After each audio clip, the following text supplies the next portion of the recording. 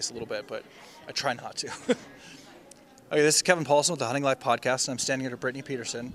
Brittany, you're a pretty accomplished hunter. How did you get into the hunting and conservation world?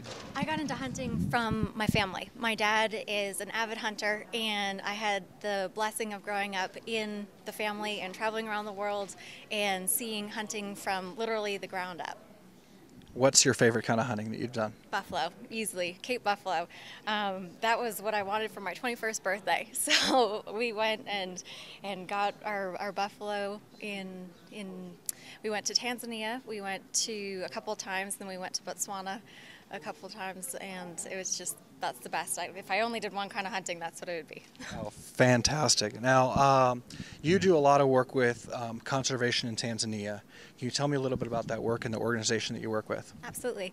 I work with the Friedkin Conservation Fund, and they are based out of Arusha, Tanzania. They have an office there, and they are overseeing about 9 million acres of concessions. So they are essentially solely responsible for all those properties, the community development, the anti-poaching, and mapping and research projects in those areas. With the foundation in Tanzania, how many people are employed by your foundation and are out there making a difference? Well, we have about 4 people in the office. We have a manager that oversees everything. We have a specialized person for the community development side and kind of the social relations. Then we have an anti-poaching specialist, and then someone that focuses solely on GIS mapping. And then we have everyone in the field. And the people in the field primarily consist of the anti-poaching teams, and each unit will have about 10 to 20 men that are out there living in the bush, patrolling constantly, and are constantly rotating on shifts. So we always have people on the ground covering those 9 million acres.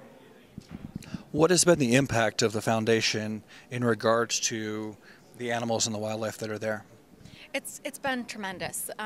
This year alone, we've had almost just over, I'm trying to think of the exact number, but it's just over 2,000 arrests of poachers. We successfully removed 20,000 heads of illegal cattle off of the natural land.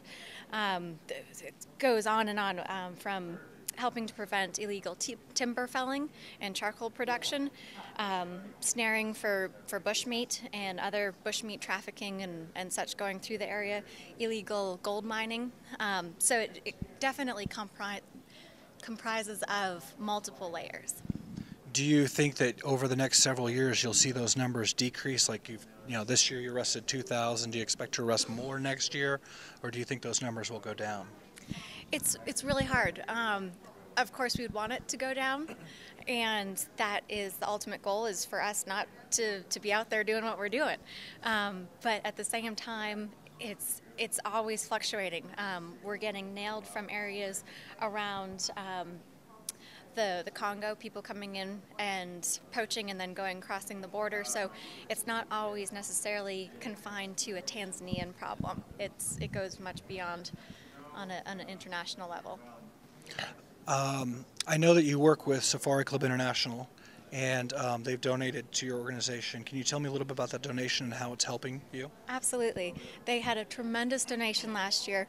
We had an old trike microlight that we had to sell, and from half the money that we got from that, Safari Club International Record Book Committee and the Conservation Committee gave $26,000 for the remaining balance to purchase a brand new microlight.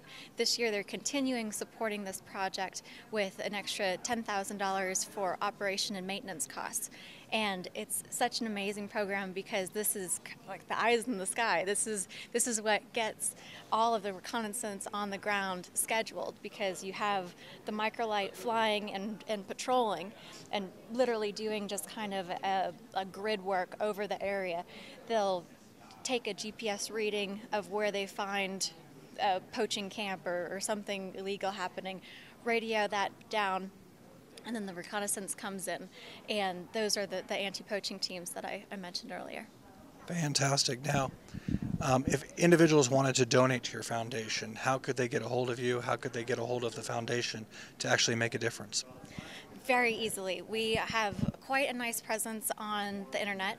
You can go to www.friedkinfund.com. So it's friedkinfund.com.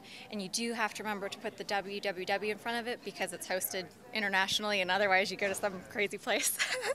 And the other great resource we have online is the blog.